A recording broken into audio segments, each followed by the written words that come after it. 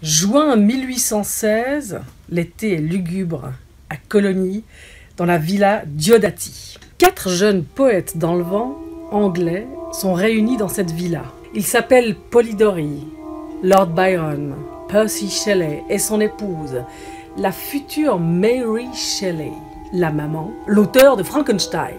Mais oui, et c'est ça qui est fou, c'est que la création de Frankenstein prend sa source ici, en Suisse, à 2 pas de Genève, à Colonie. Alors en Suisse, il y a le Mont Blanc et le lac Léman, qui sont des sources d'inspiration, mais immenses pour tous les auteurs qui passent par ici au 19e. Frankenstein, d'abord, ce n'est pas le monstre, c'est la créature. Frankenstein, c'est le docteur Frankenstein qui va donner l'étincelle de vie à cet être qui est composé de plusieurs fragments de corps humain.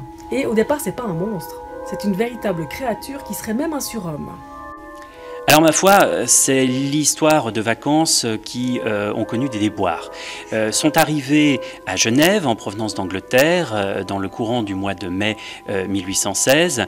Percy Shelley et sa jeune maîtresse Mary Godwin qu'il va épouser à la fin de l'année, la demi-sœur de celle-ci, Claire Clermont, dont l'amant se trouvait être un auteur déjà adulé, Lord Byron.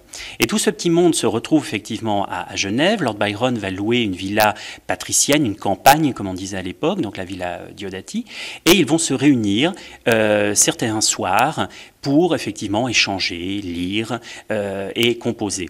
Les circonstances climatiques sont peu favorables, pour une simple et bonne raison, c'est qu'à l'autre bout du monde, un an plus tôt, en avril 1815, le volcan Tambora, qui se situe dans l'archipel de Java, a explosé. Une explosion gigantesque, cataclysmique. Ce sont presque 150 km3 de roches qui vont être pulvérisées en un instant, envoyées dans la haute atmosphère et qui vont occasionner, au-dessus de l'Europe, un voile de cendres, occasionnant une sorte de petit hiver nucléaire. Alors les récoltes sont désastreuses, il y a des émeutes de la faim à travers tout le continent. La Suisse va devoir déclencher l'état d'urgence contre ces manifestations de famine. Et au 30 juin, les annales nous indiquent qu'à Genève, les chênes n'ont pas encore de feuilles.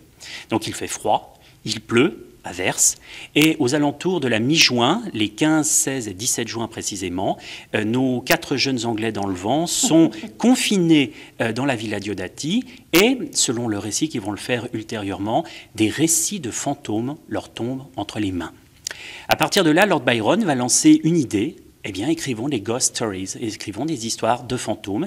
Et voici les 4 jeunes gens. Claire Clermont ne va pas participer, mais les 4 autres vont se lancer dans l'écriture d'histoires de fantômes avec des résultats variables. Lord Byron va faire un fragment qui sera vite abandonné. Et puis Mary Shelley, elle, va mettre les premiers mots de Frankenstein sur le papier.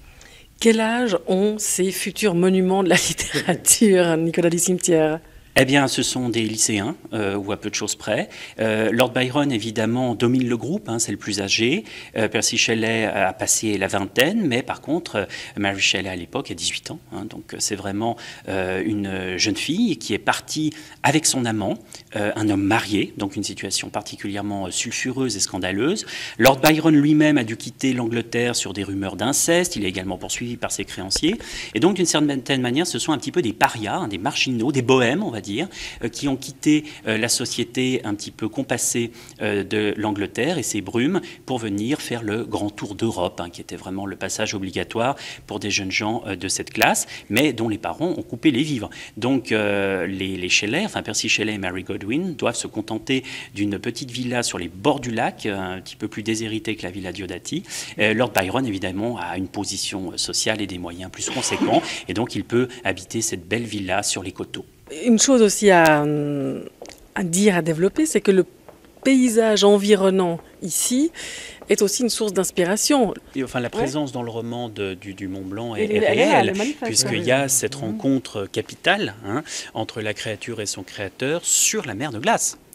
Et il est intéressant de voir à quel point cette excursion que Percy Shelley et Mary Shelley vont faire en direction du massif alpin, ils vont remonter toute la vallée de l'Arve, d'abord en voiture, puis à Sallanches, ils vont continuer à Daude-Mulet pour atteindre Chamonix. Et le poème de Percy Shelley, donc sur le pont Pélissier, c'est le moment crucial dans cette excursion où le panorama du Mont Blanc s'offre à eux pour la première fois dans son intégralité. Et ça, c'est quelque chose qui va le bouleverser, mais vraiment, c'est un bouleversement profond de son être et de ses émotions. Ce qu'il faut bien voir, c'est que ces jeunes Anglais qui avaient été confinés dans leur île pendant longtemps, puisque les guerres napoléoniennes interdisaient tout accès au continent, découvrent un paysage de haute montagne pour la première fois de leur existence. Donc un paysage torturé, gigantesque, écrasant, inhumain d'une certaine manière, hein, des étendues non colonisées par l'homme, vierges de toute intervention ou presque. Hein. La première ascension ne remonte qu'à une trentaine d'années à cette époque-là du Mont Blanc, et donc c'est vrai que leur imaginaire romantique va être frappé par ces vastes espaces non domestiqués, et il va y avoir une répercussion directe dans les œuvres de tous les participants à cette excursion, puisqu'on retrouve la mer de glace justement à ce point crucial de Frankenstein, et on retrouve également évidemment sa présence dans les poèmes de Shelley.